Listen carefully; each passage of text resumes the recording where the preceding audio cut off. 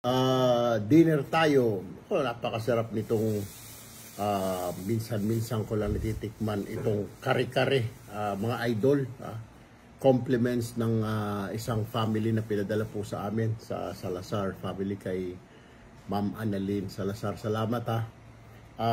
Napaka-tikman nga natin itong luto. Siyempre, pag kare-kare may bagoong. Ayan no. May puso ng saging. Ito yung paborito ko sa kare-kare. Mga puso ng saging, mga talong.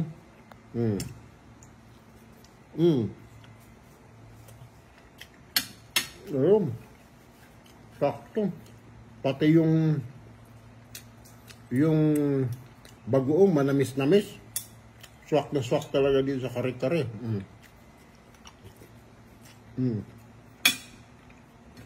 May pechay. Kompleto. May sitaw. Pero pinakagusto ko nga, ito mga puso ng saging, mga idol.